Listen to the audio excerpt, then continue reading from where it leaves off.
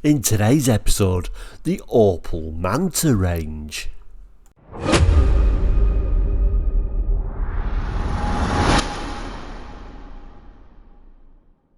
Hello and welcome back to Course Like, your car brochure channel, where we look at car brochures from around the world for the 60s, 70s, 80s and 90s. So if any of that might interest you, do consider subscribing as you watch the episode. So today, absolutely no different whatsoever. We've been looking through a Vauxhall brochure. We've now arrived at the Opel Manta. Bit of a news obviously for the regulars. Different location. We have moved, and if you're wondering, the move went relatively smoothly, although moving it's always a nightmare when it goes okay. So yeah, new setting. Not sure if I got the lighting right, and in fact I don't know how long I will be in this particular setting, because I have actually got a spare room which I'll probably be able to set up primarily just for Quartz Light, which will be great. So I'll be able to make the background look a bit more cardboard brochure-y with the channel. Anyway, we've moved okay. I don't want to waffle too much about that, but we have settled into a new environment. Anyway, the Opel Manta. Let's move straight to today's brochure. So this is the series we've been looking at. We've been looking at some pretty good range of cars. So Vauxhall Opel range, June-September 1985. Better by design. Last week we looked at the Cavalier, of course, which was a huge range. Astra was a huge range too, and even the Nova. Well, the episode isn't going to be quite as vast as those today, because the Opel Manta range is certainly less than the other models, but actually I think this is probably my favourite range of Opel Mantas by this particular stage. Of course, this is the first one in the lineup in this UK brochure that we're actually looking at an Opel badged car, because rather sadly, the Vauxhall Cavalier Sport Hatch and Coupe has been dropped in the favour of the Opel badge Manta, and I got to be truthful, I think that would have been my decision to do it that way as well. As somehow seems a little bit cooler with the Opel badge on there, I don't know. Anyway, turn to the correct page, and the main cover shot is my favourite of the Mantas actually, the Manta GTE. I really love seeing these actually. Love the caption as well, probably my favourite caption in this brochure. Manta, feel the sting.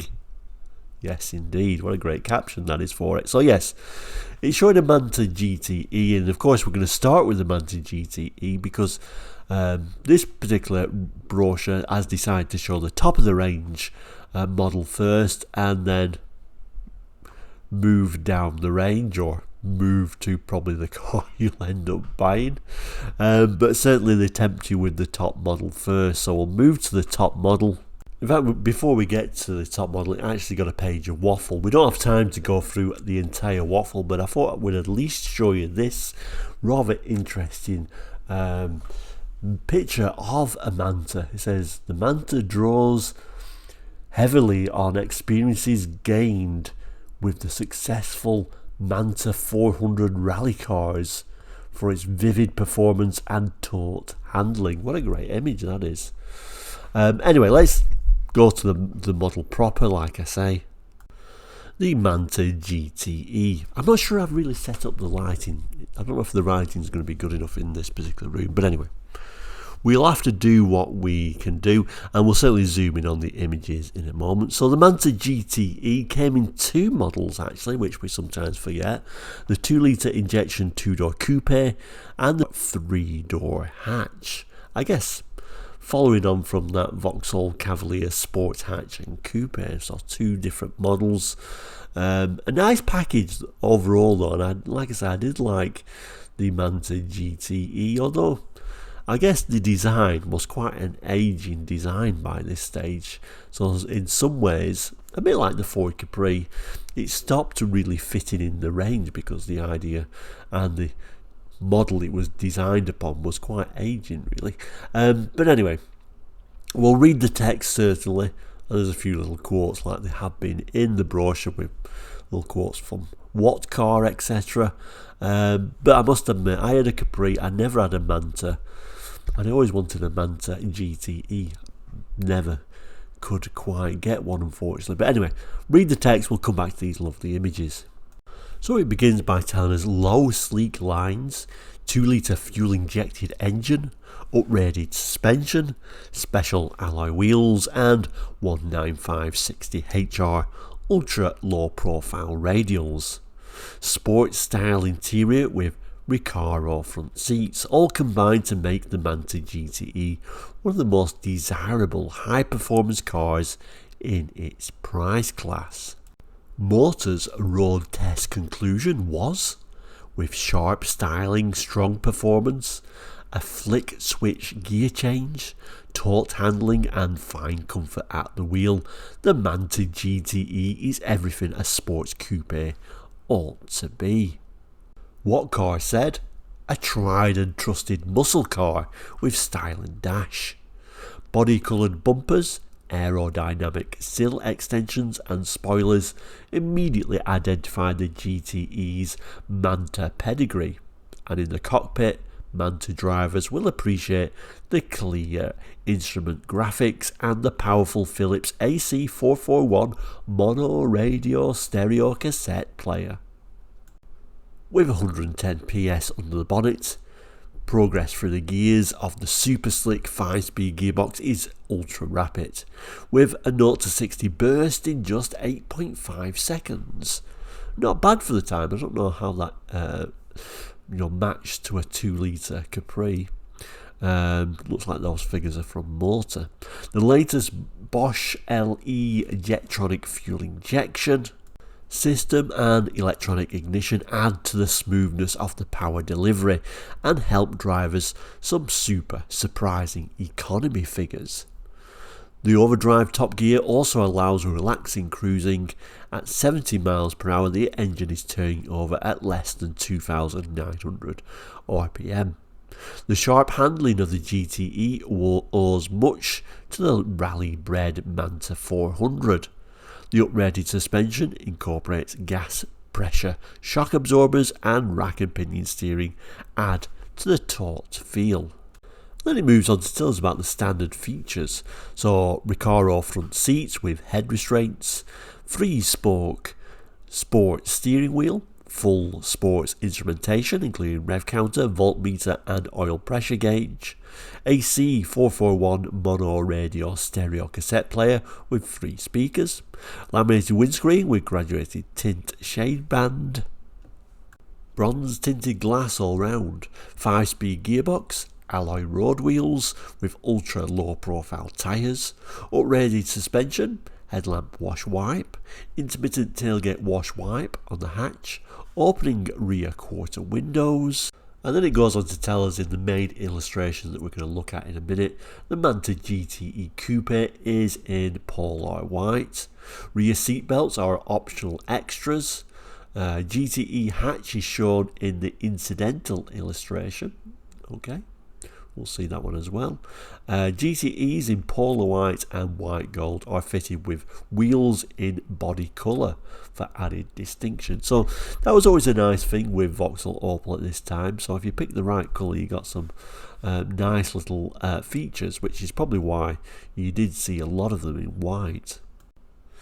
It starts though by giving us a picture of the interior and those seats, and I do like them. It certainly livens the interior up with those rather attractive seats, and the being Recaro seats, they are quite body hugging seats, and we've got head restraints there as well.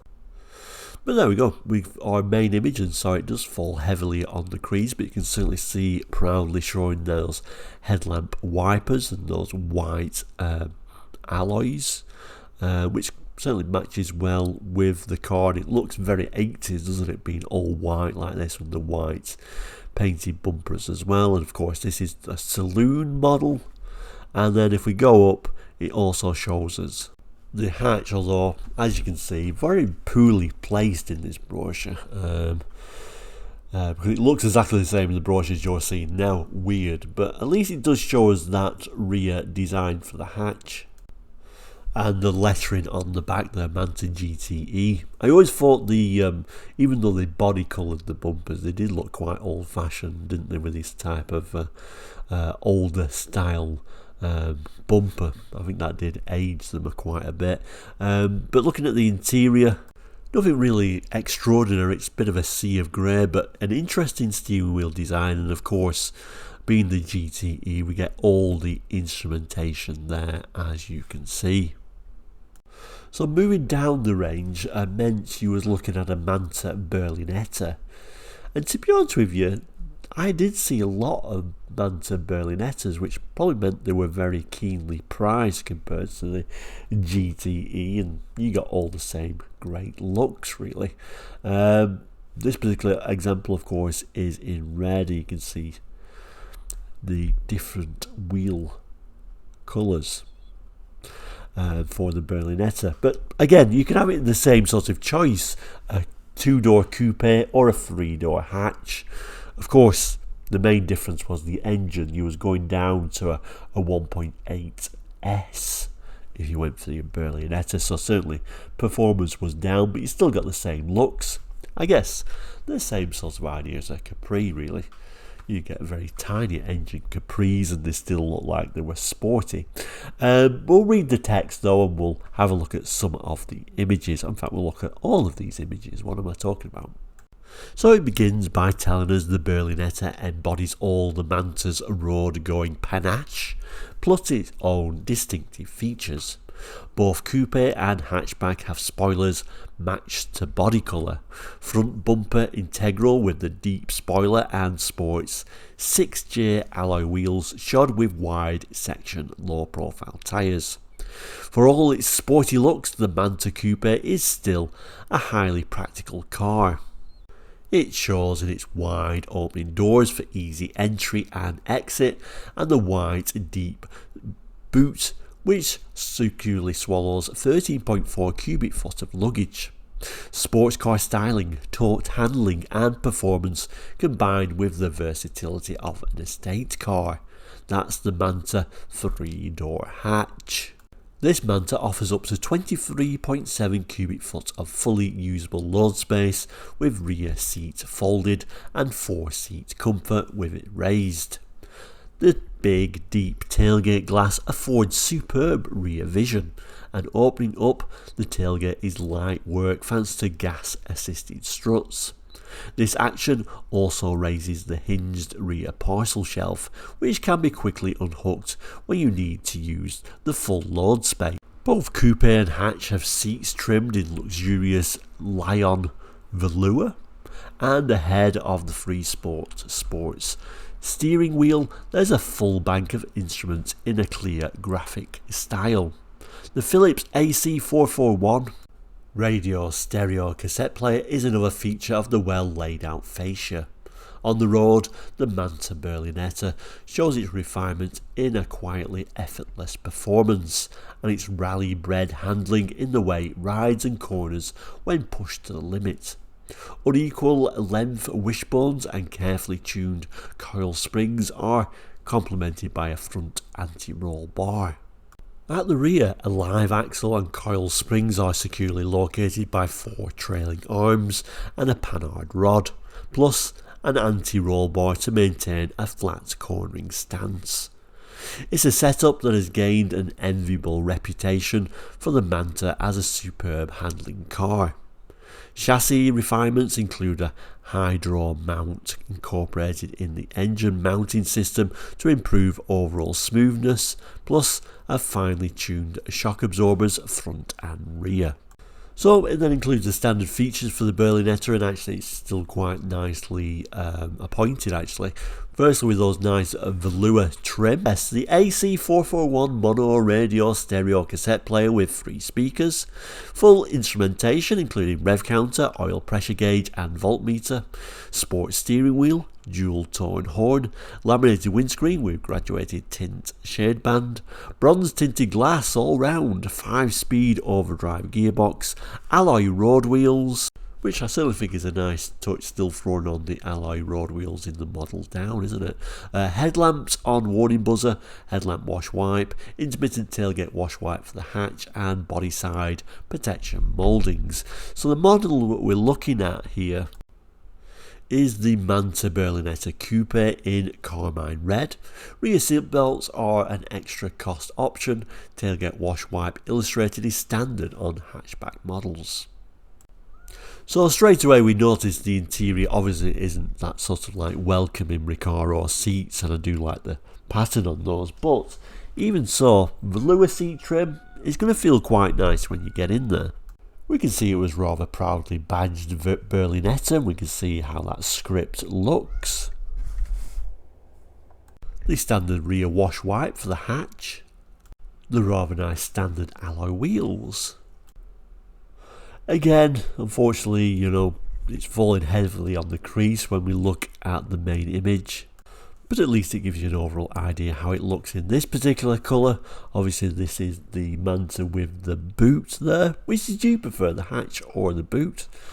I changed my mind so many times. I think the hatch obviously was way more practical, but there is something about that coupe version. We will notice though, sadly the passenger doesn't get a door mirror, but I guess that's just a sign of the times.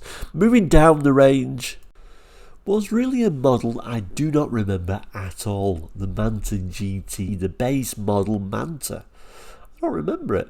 I'm pretty sure there were certainly more Berlinettas sold than GTs, which probably mean it's probably the rarest of the three, because the GTE of course would have been probably restored and looked after later in its life. But Manta GT, I don't know, maybe somebody can have a look. Are there even any Manta GTs left in the UK? I do not remember it at all, like I say.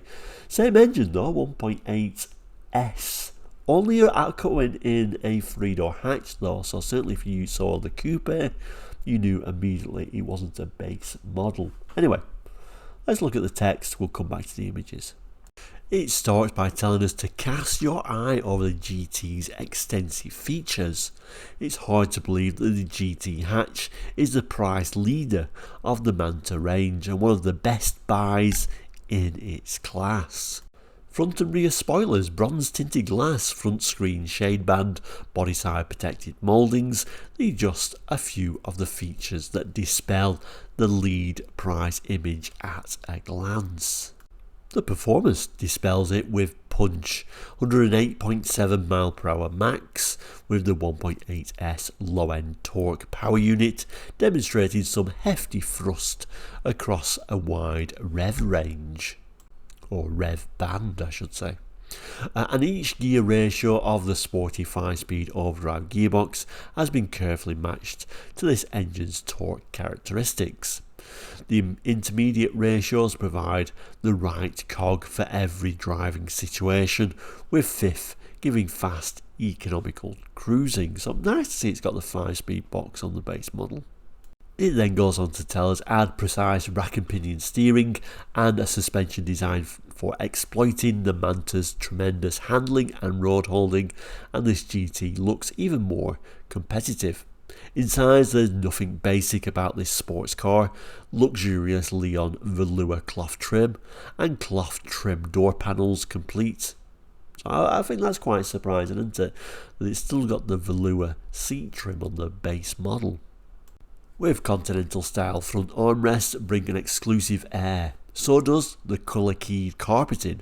Padded front seat head restraints add to the comfort. Full instrumentation with clearly read graphics and 3-spoke sports steering wheel confirm the high specification level, together with the AC441 radio stereo cassette player. The competitive price, enhanced by the simplified servicing requirements, gives more than a sporting chance to your wallet. So let's see what's the standard features on the base model. First one up, and was a huge surprise to me to say you got that Leon velour cloth trim, padded front seat head restraints, cloth door trim, continental style front door armrests, full instrumentation on the base model too, including rev counter, oil pressure gauge and voltmeter. AC 441 mono radio stereo cassette player with 3 speakers, front door pockets, 5-speed overdrive gearbox, laminated windscreen with graduated tint shade band, bronze tinted glass all round. A dual tone horn, body side protected mouldings, remote controlled driver's door mirror and low profile tyres. So the model we see this time is that base Manta GT in Astro Silver, which of course would have been an optional extra colour. Two-coat metallic paint and tailgate wash wipe are optional at extra cost. Incidental illustration, top right shows standard petrol locking cap. Woohoo! The hinged flap incorporates a filler cap holder, handy when filling up. So we start with those rather nice seats. I do like it in silver because you get these orangey colour seats which really stand out, and of course velour and head restraints. We can't complain too much in a base model.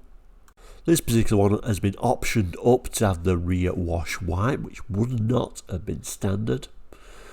It's showing us the remote door mirrors, a very simple basic design, and it's going on about this petrol cap being, if I can clean the shot up a little bit, there we go, being lockable. So again, it falls on the crease, but I do like them in silver actually. I think they do look a good car in Astro Silver. We will notice though we don't have the the headlamp wash wipe either, and we've gone back to steel wheels, although I think these are certainly, as steel wheels go, they do look actually very nice. I do like them actually. And then looking down the side, you can just about make out that Manta GT badge. We've got the rubbing strips down the side, so overall you don't lose a lot by getting the base model.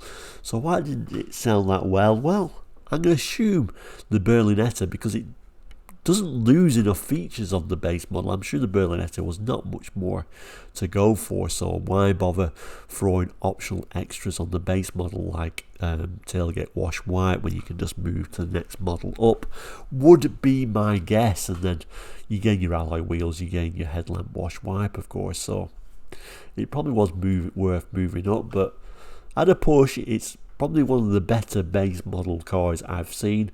Maybe they should have done a much more basic model than this, with, you know, super cheap seats in there, because of course, like, we do love those rather eccentric base models just for the sake of doing a base model. But there we go, the Manta GT. So there you go, the Vauxhall Opel range brochure this week with the Manta. So next week will be with the Vauxhall Carlton, which I always really liked, but when you compare it to, say, a Granada, it never had enough models in its range, even at this time, although we do get the CD model, which I actually quite like, the Carlton CD, so that'll be next week. But again, not a huge range again.